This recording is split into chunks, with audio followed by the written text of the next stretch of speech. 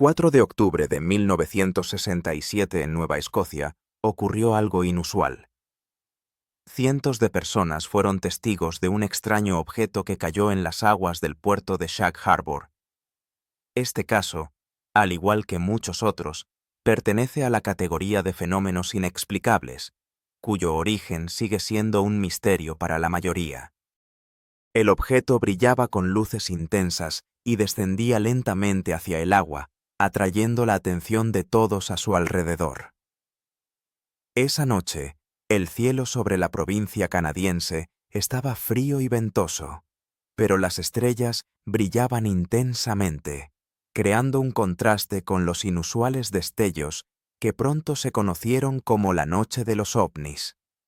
Uno de los testigos, un niño de 12 años llamado Chris Stiles de Dartmouth, estaba a punto de irse a dormir cuando accidentalmente miró por la ventana. Lo que vio lo impactó para siempre. A lo largo de la línea de la costa fluía una extraña luz anaranjada. Nunca antes había visto algo así, recuerda. El clima ligeramente brumoso dificultaba distinguir los detalles, pero Stiles, agarrando su chaqueta, salió corriendo a la calle para ver todo más de cerca. Se convirtió en uno de los primeros en la orilla y vio una extraña esfera anaranjada que se encontraba a 20 metros de él. Su color era como el de un metal al rojo vivo, describe. El objeto flotaba sobre el agua a una altura de aproximadamente 4 metros, rompiendo el silencio. Me dio miedo, y después de unos minutos me fui de allí. Mientras Stiles buscaba refugio, el extraño objeto continuaba circulando sobre Shag Harbor, dejando impresiones inolvidables en la memoria de los testigos. A los 12 años experimenté por primera vez un miedo indescriptible, dice, subrayando cómo este evento cambió su percepción de la realidad. Una hora más tarde, en un pequeño pueblo pesquero en el sur de la península de Parry, también se notaron extraños destellos. Un pescador de 18 años, Lori Vickens, regresaba a casa con 3 amigos cuando su atención fue atraída por un objeto inusual en el cielo. Nos dirigíamos a Woods Harbor, a través de Shag Harbor, relata. Al pasar la oficina de correos, vimos en el cielo primero un destello, luego otro y otro más. En total fueron 4, de colores amarillo y anaranjado. Vickens trataba de no perder de vista los extraños destellos. El objeto comenzó a descender silenciosamente en un ángulo de 45 grados, añade. Parecía que se movía junto a ellos, pero cuando llegaron a la base de la colina, el objeto desapareció de repente. A varios kilómetros de allí, un joven de 18 años, Norman Smith, regresando de una fiesta con un amigo, también notó un resplandor en el cielo. A primera vista, estaba claro que la luz inusual tenía un origen extraterrestre, comparte. Se detuvieron al costado de la carretera, y Smith salió del coche para ver mejor las luces. Eran 5, y estaban altos en el aire, como 5 lunas naranjas, alineadas en tamaño desde la más pequeña hasta la más grande. Con cada minuto, Smith se sentía cada vez más inquieto. Estaba muy asustado. No sabía qué era, y nunca en mi vida había visto algo así, confiesa. Mientras tanto, Lori Vickens y sus amigos continuaban observando el objeto inusual. Pronto vieron otro destello brillante y escucharon un sonido que se parecía al silbido de una bomba cayendo. Les pareció que el objeto atacaba el puerto, y los amigos corrieron hacia la costa. Durante aproximadamente 1 minuto subimos la colina. Desde allí pudimos distinguir una luz en el agua, relata Vickens. Al llegar a la orilla, vieron una luz que se parecía más a una semiesfera de un tono amarillento. Lo primero que se me ocurrió fue llamar a la policía y reportar que habíamos sido testigos de un accidente aéreo, recuerda. En ese momento estaban seguros de que realmente era un accidente aéreo. Vickens regresó al coche y condujo hasta la cabina telefónica más cercana para informar sobre lo sucedido. En la noche en que ocurrió el misterioso evento, Lori Beacons llamó a la Real Policía Montada de Canadá, conocida como RCMP. El reloj marcaba 23 horas y 25 minutos cuando el cabo de guardia respondió a su llamada y escuchó la voz agitada de Beacons. Los policías inicialmente supusieron que los que llamaban podían estar bajo la influencia del alcohol, pero Beacons insistió en que no habían bebido nada. El oficial solo preguntó el número de la cabina telefónica desde donde se realizó la llamada. El escepticismo del policía rápidamente se convirtió en cautela cuando, tras la conversación con Beacons, comenzaron a recibir otras llamadas de residentes de localidades cercanas que contaban historias similares. A los policías no les quedó más remedio que creer en lo que estaba ocurriendo. Pronto volvieron a llamar a Beacons para confirmar su ubicación y acordar una reunión. Beacons proporcionó sus coordenadas y añadió que continuaban observando la situación. Para ese momento, Norman Smith ya había advertido a la gente sobre la aparición del objeto misterioso sobre el puerto. Cuando Beacons y sus compañeros llegaron a la casa de su padre, él salió a la calle. Todos juntos miraban los extraños objetos en el cielo. Pronto oyeron los sonidos de los coches de policía.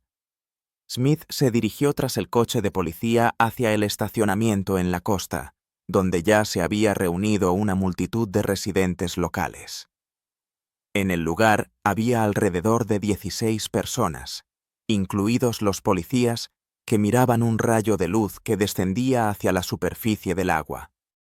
Todos los presentes, tanto los habitantes de la ciudad como los policías, vieron una tenue luz amarillo-naranja a una distancia de aproximadamente 250 metros de la orilla.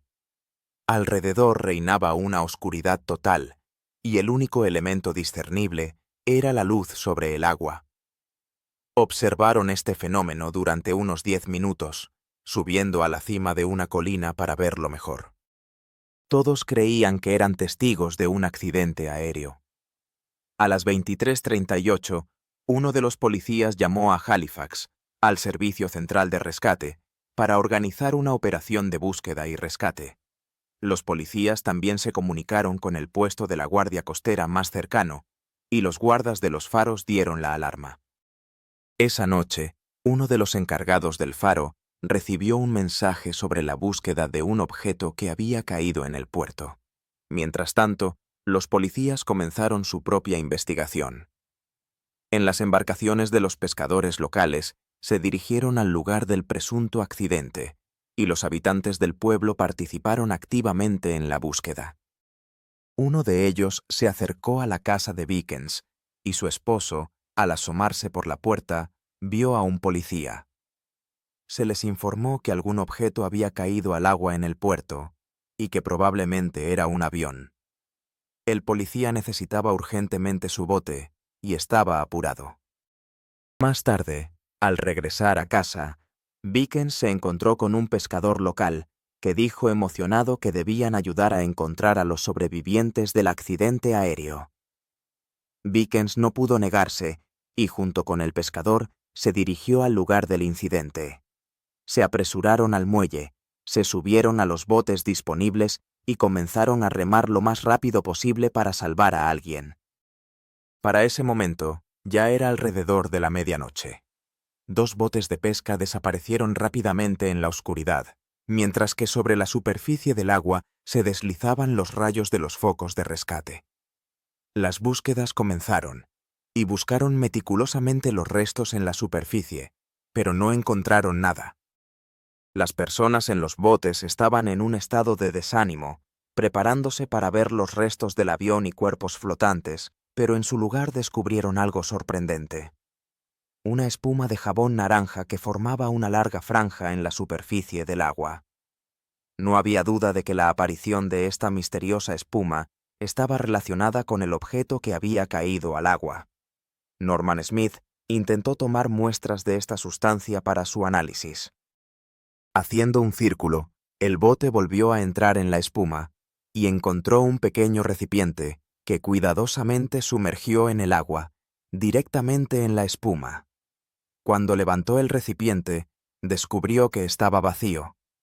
No había absolutamente nada en él. Este testigo, un pescador con muchos años de experiencia, señaló que nunca había visto nada parecido. Había pescado en ríos, lagos y en el océano abierto, pero la extraña espuma que desaparecía gradualmente en las oscuras aguas le era desconocida. Lo más sorprendente para él fue la ausencia de cualquier tipo de escombros en el lugar de la catástrofe. Si algo había caído al agua apenas unos minutos antes, se había disuelto por completo. Todos los presentes esperaban encontrar alguna evidencia del naufragio o del accidente aéreo, pero no había nada en el lugar. Absolutamente nada. Permanecieron allí toda la noche, peinando la zona en un radio de varios kilómetros, con la esperanza de encontrar algo, algún tipo de escombro, pero no lograron descubrir nada. El servicio de rescate solicitó los gráficos de movimiento del transporte aéreo en el Centro de Vigilancia del Espacio Aéreo en Moncton, Nuevo Brunswick, y en la bahía norte del lago Ontario. Era necesario verificar si algún avión civil o militar había desaparecido durante ese período de tiempo. Los datos obtenidos confirmaron de manera concluyente que no hubo accidente aéreo y que los aviones no habían desaparecido de los radares. Los rescatistas comprendieron que no se trataba de un accidente aéreo y que estaban buscando algo que no podía ser razonablemente explicado. Muchos comenzaron a darse cuenta de que, tal vez, se trataba de un ovni. Los habitantes de Shag Harbour entendieron que las oscuras aguas costeras habían absorbido en su profundidad un terrible secreto, pero nadie sabía cuál era. Shag Harbour es un pequeño pueblo pesquero en la costa suroeste de Nueva Escocia, tan pequeño que es difícil de encontrar en el mapa. Sin embargo, todo cambió el 4 de octubre de 1967, cuando, según los testimonios de los lugareños, un avión desconocido cayó en las aguas del puerto. A partir de ese momento, los eventos que ocurrían en Shag Harbour comenzaron a ser cubiertos por periódicos de todo el mundo. En cuestión de horas, pescadores locales, oficiales de policía y la Guardia Costera exploraron las aguas del puerto con un único objetivo: encontrar escombros. Ya al día siguiente, muchas personas comenzaron a ser atormentadas por dudas y aterradoras conjeturas. Uno de los testigos comentó: «Creo que todos tenían la sensación esa noche de que nos ocultaban algo». Pronto, la noticia de que no se habían encontrado rastros del naufragio recorrió el mundo. Las autoridades oficiales no ofrecieron ningún comentario, lo que instantáneamente provocó diversos rumores. Se decía que un ovni había caído al agua, pero nadie sabía con certeza qué era eso y cómo se veía. La gente estaba muy asustada y quería saber qué les esperaba por delante. ¿Era posible que ocurrieran incidentes similares? ¿Caería algo más sobre sus hogares? ¿Y qué estaba sucediendo en realidad? Al final, el Centro de Servicio de Rescate desmintió la información sobre la caída de un avión. En la mañana del 5 de octubre a las 10:20, el Centro de Servicio de Rescate envió un telegrama con el sello de urgente a la Dirección General de las Fuerzas Canadienses en Ottawa. El telegrama contenía los testimonios de testigos y oficiales de policía.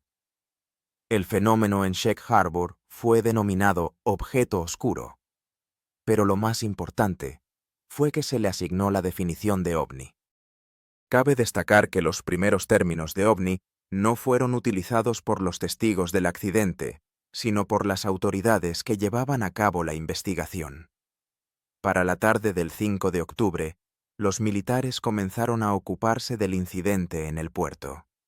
Tras estudiar el telegrama del Centro de Servicio de Rescate, el comandante del escuadrón, William Benn, envió mensajes urgentes a la Dirección General del Comando Naval Canadiense con la orden de llevar a cabo una operación de búsqueda inmediata en el lugar del incidente.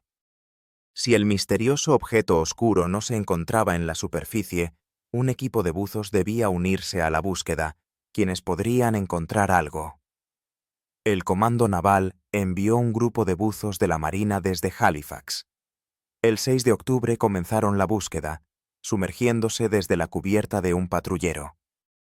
En un pueblo tan pequeño como Nerj, se pueden escuchar los rumores más diversos.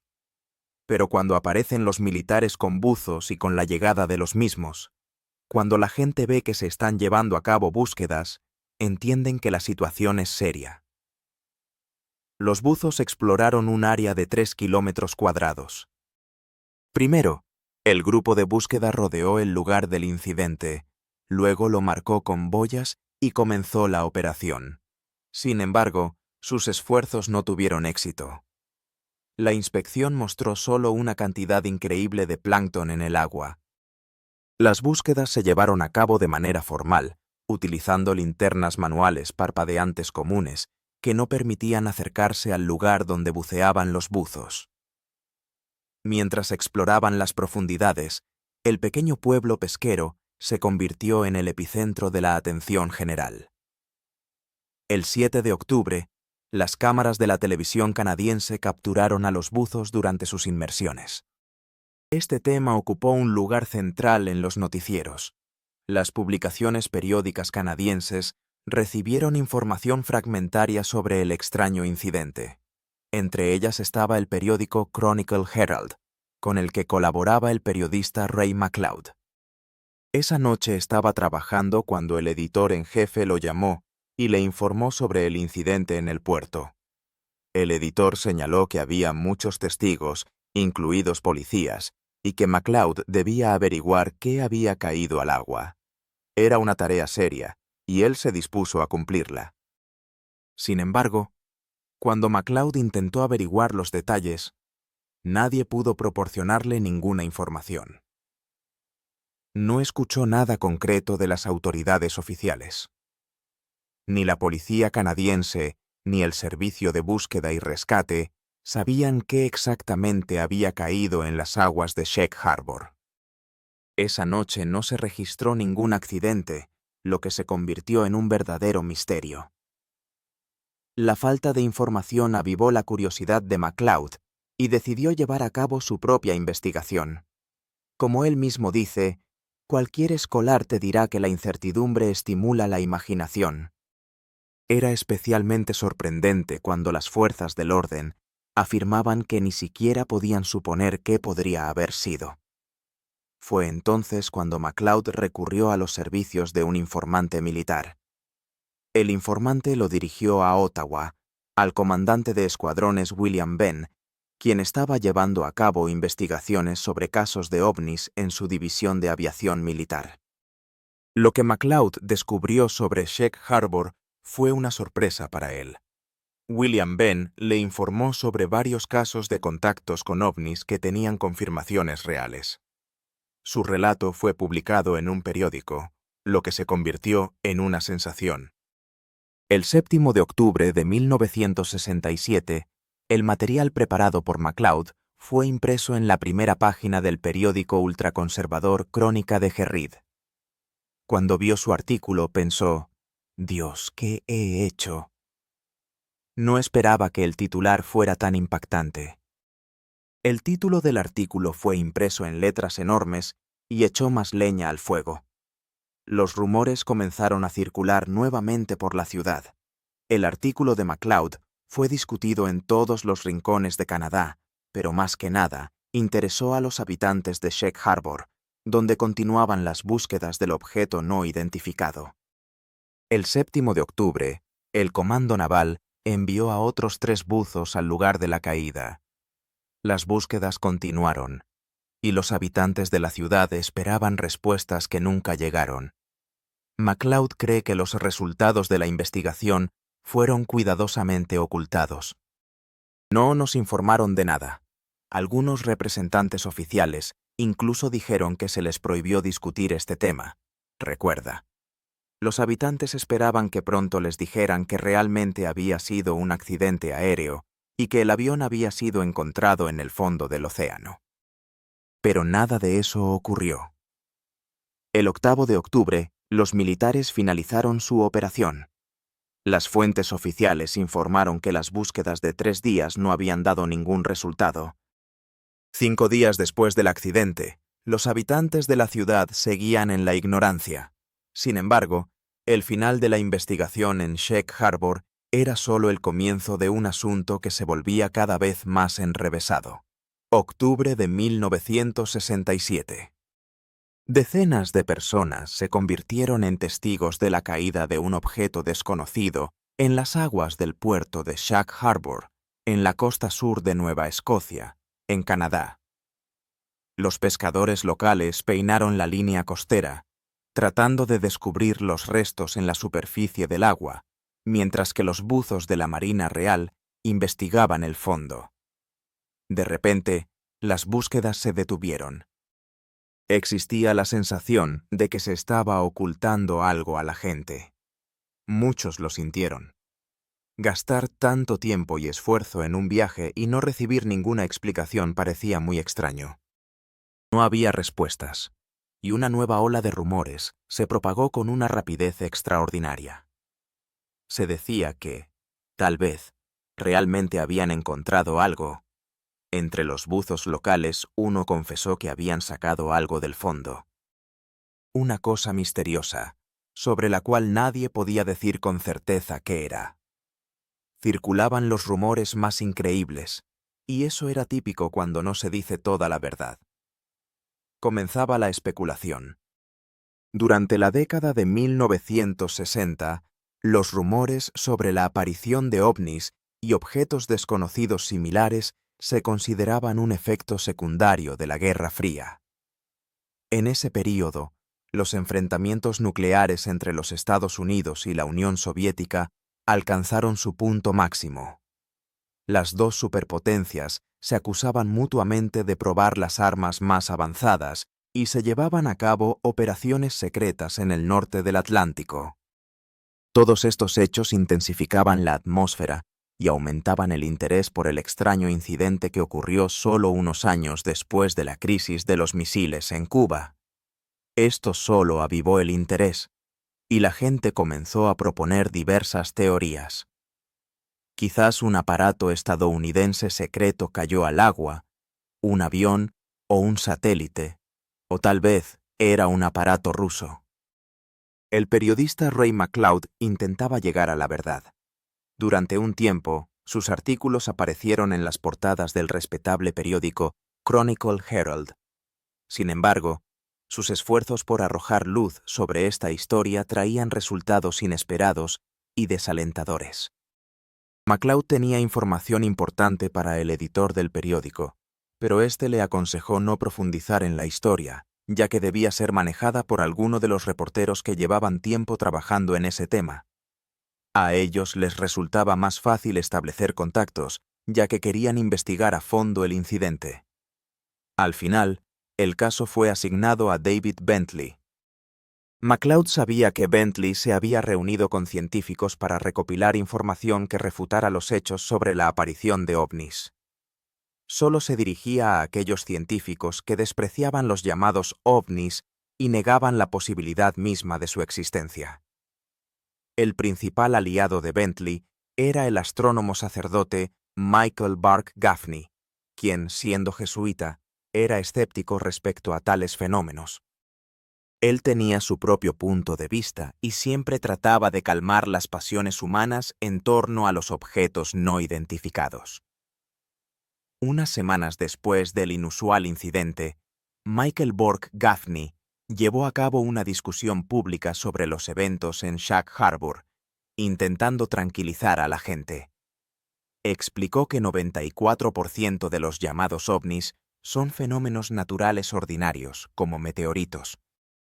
Mientras el sacerdote presentaba sus argumentos, Stiles se preguntaba qué había descubierto exactamente el grupo de William Benn. Circulaban rumores de que podría haberse encontrado algo concreto en las aguas del puerto.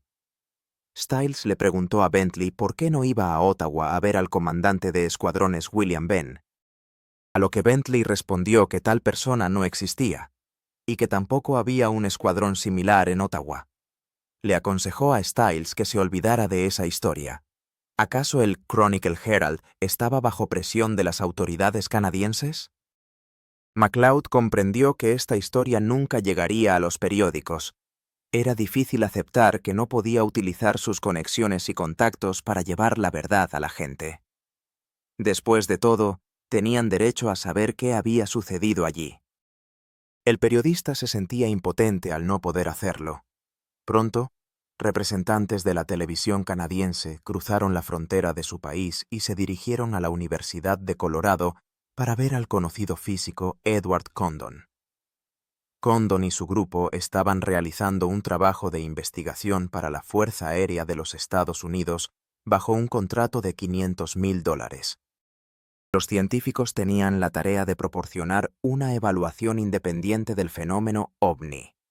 Condon había estado observando fenómenos similares en todo el mundo y se interesó por los eventos en Shag Harbor. Era necesario determinar si la Fuerza Aérea de los Estados Unidos debería investigar los extraños sucesos. Desde el punto de vista de la ufología, este evento despertaba interés. A pesar de contar con recursos significativos y personal altamente calificado, Chris Stiles creía que Condon y su equipo no habían prestado la debida atención a este caso. El asunto fue entregado a Norman Levin, quien llamó varias veces a ATAB, la agencia principal de policía canadiense, y el Ministerio de Marina. Le informaron que ya se había llevado a cabo una investigación completa y exhaustiva. Sin embargo, como más tarde reconoció Levin, fue un error creer en esto. Se puede confiar en las autoridades. El incidente en Canadá se convirtió en uno de los 59 fenómenos OVNI que Condon y su equipo incluyeron en sus investigaciones. El caso número 34, el informe final, fue presentado por los científicos el 31 de octubre de 1968 y contenía 900 páginas de información. En la conclusión se indicaba: considerar que la investigación adicional es infundada, considerar que la Tatariri. Condon resumió el informe con las palabras de que en los últimos 20 años no ha llegado a la Tierra desde el espacio nada que pudiera ser relacionado con la ciencia de la ufología y que agregara a los conocimientos científicos. Chris Stiles reflexionaba sobre el hecho de que la investigación científica seria sobre los ovnis siempre termina de la misma manera, ya que los criterios son bastante estrictos. A menudo, cuando ocurren tales eventos, no importa qué definición utilices y cuán preciso y meticuloso seas.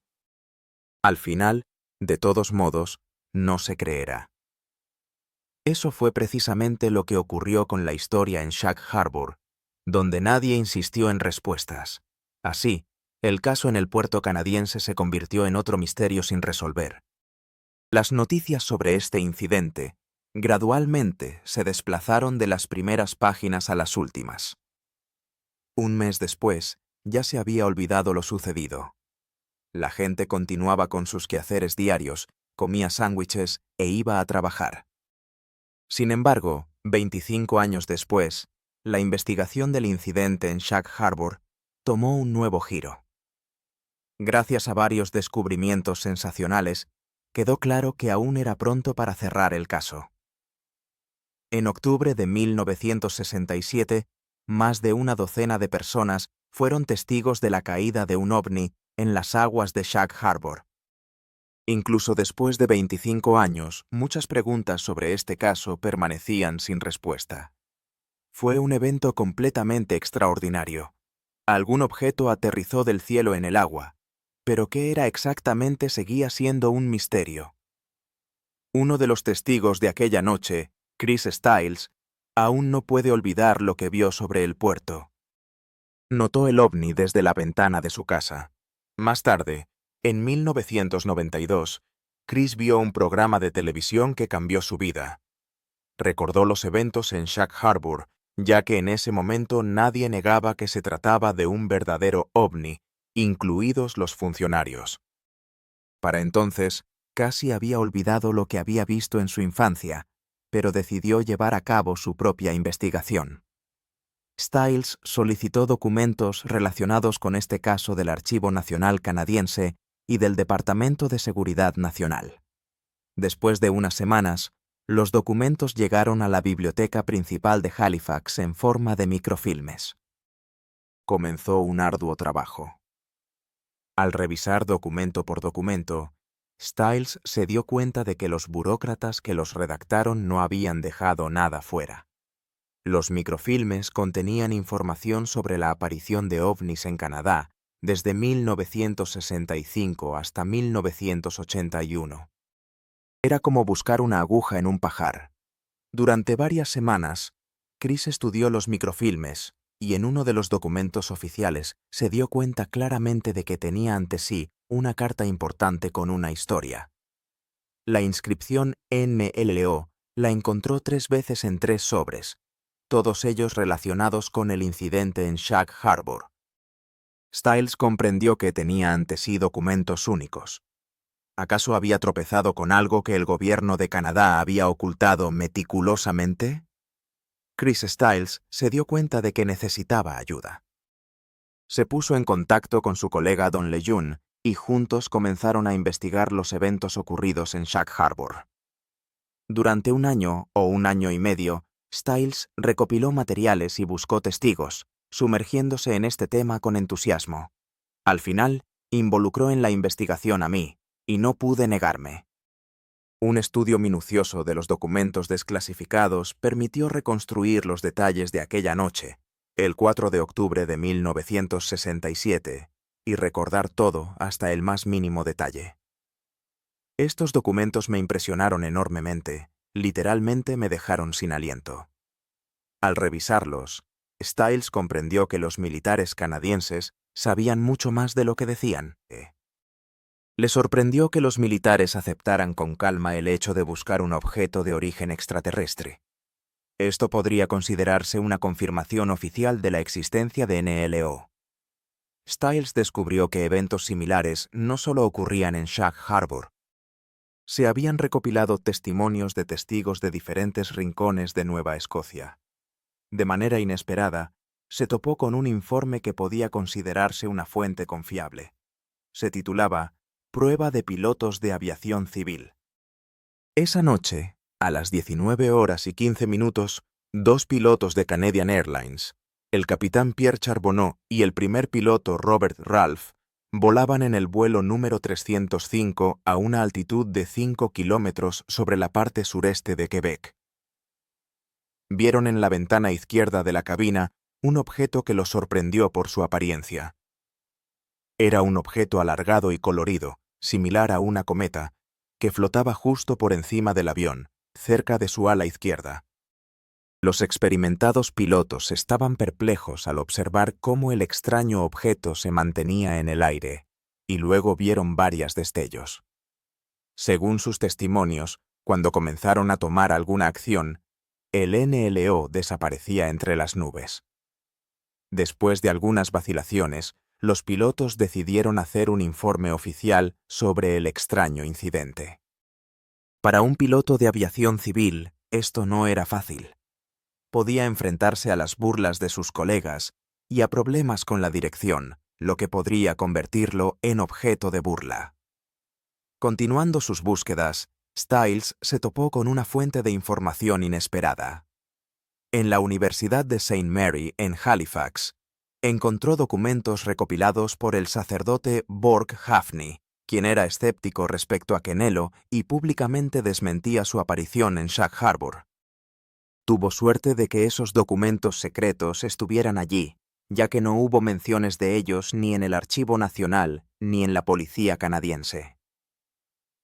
Los documentos de la Policía Canadiense, recopilados por el sacerdote Gaffney, contenían numerosos detalles de aquella noche. Uno de los informes incluía los testimonios del capitán del barco pesquero, Leo Mercy, quien comandaba a 18 miembros de la tripulación. La embarcación salió al mar y, de repente, vieron 4 ovnis. Mercy detectó los objetos en el radar y registró todo. Sin embargo, en su informe había cierta ambigüedad. Mencionó la búsqueda de ovnis en Shelburne, a kilómetros al norte de Shit Harbor. En este documento había la siguiente frase: vi un objeto similar al que estaban buscando en Shelburne o Shit Harbor. Esto permite concluir que simultáneamente se estaban llevando a cabo búsquedas en Shelburne. La pregunta permanecía: ¿podría un ovni, después de su caída, haber abandonado de alguna manera Sheet Harbor? Si esto realmente ocurrió, ¿está relacionado con el hecho de que Shelburne era el lugar de ubicación de una base militar canadiense? ¿O, al igual que Sheet Harbor, estaba rodeado de un ambiente de secretismo? A lo largo de la década de 1960, las investigaciones militares en Shelburne se llevaron a cabo bajo la fachada del Instituto de Oceanografía, lo que estaba relacionado con la Guerra Fría. Principalmente desde la base en Shelburne se realizaba la interceptación de transmisiones radiales secretas relacionadas con las maniobras de submarinos soviéticos en la parte norte del Atlántico.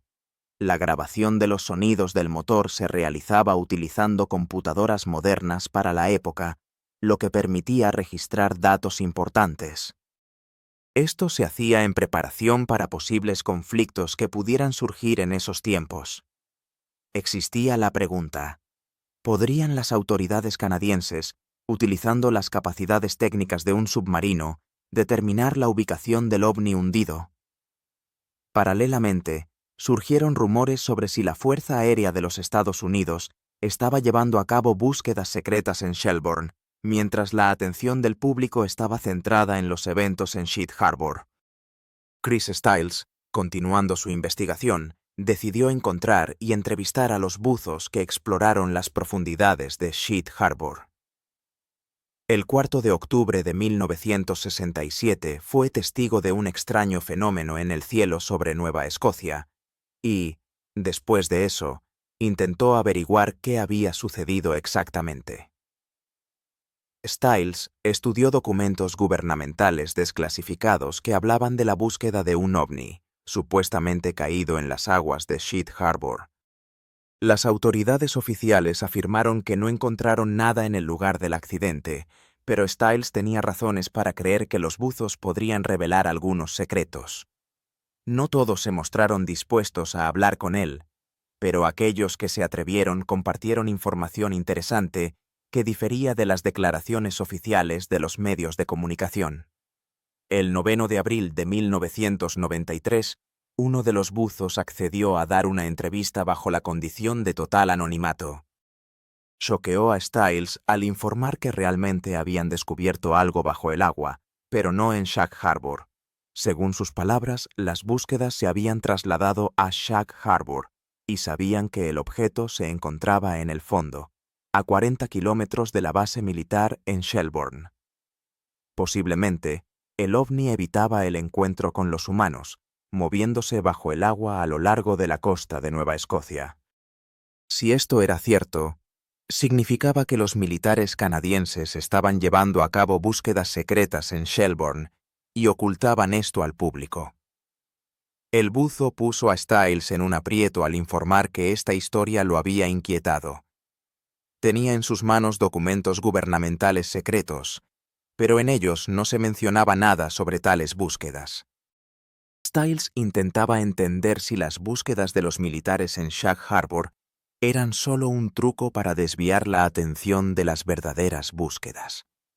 El relato del buzo se volvía cada vez más increíble.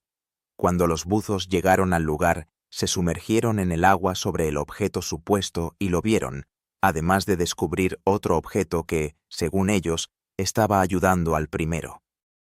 Stiles no sabía cómo reaccionar ante esta información, ya que contradecía completamente los datos oficiales.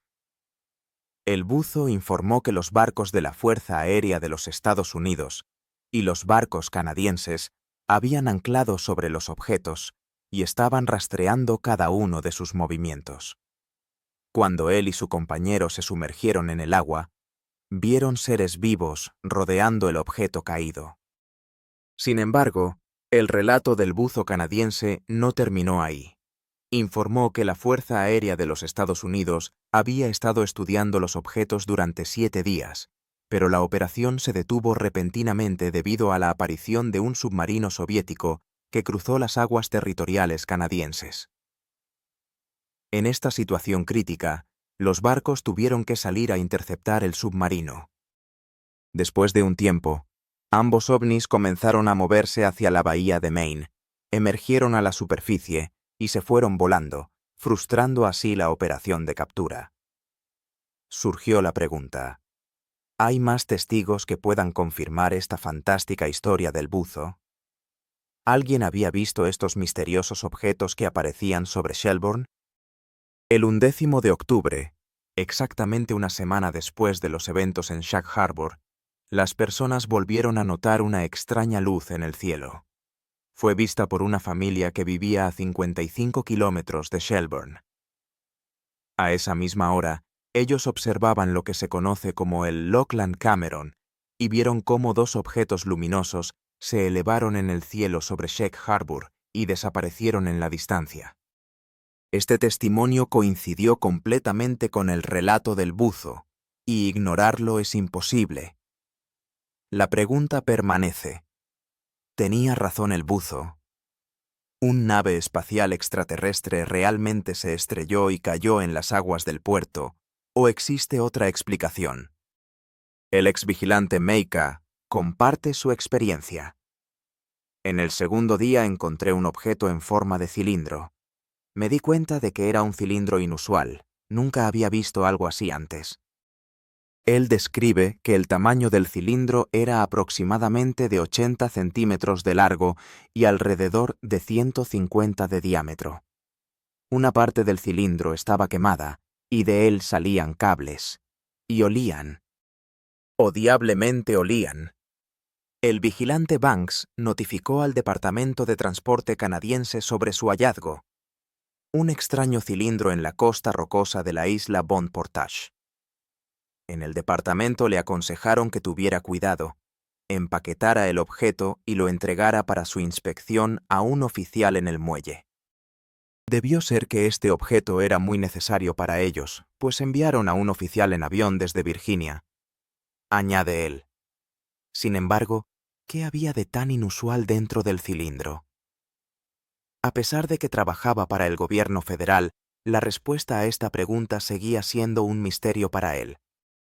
Los olvidos de aquellos días siguen siendo un enigma para todos, dice. Según algunas suposiciones, estos eventos pueden estar relacionados con experimentos militares secretos de la época de la Guerra Fría. Supongo que era algún tipo de avión no tripulado que quisieron recuperar en su base. ¿Y por qué no? Creo que era algún objeto controlado que cayó por sí mismo o fue derribado. Considero que era un avión. Un avión militar estadounidense.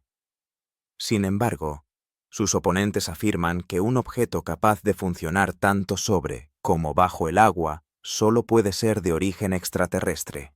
Incluso ahora, en tiempos de aviones invisibles, no hay ningún aparato que tenga funciones tanto aerodinámicas como hidrodinámicas. Subraya él. La cuestión de qué tipo de objeto era sigue abierta y continúa inquietando a muchos. Sea lo que sea, fue controlado por un ser inteligente y era no terrestre, añade él con esperanza. Quizás algún día los archivos militares relacionados con pruebas secretas verán la luz. Si eso sucede, tal vez se arroje luz sobre los misteriosos eventos en Sag Harbor que ocurrieron el 4 de octubre de 1967. Solo nos queda esperar. Mientras tanto, los recuerdos de las personas que vieron esa noche la caída de un objeto extraño en el océano se vuelven cada vez más difusos. Todavía miro al cielo y trato de distinguir algo que se asemeje al objeto que vi aquella noche hace más de 30 años. Me encantaría saber qué fue en realidad.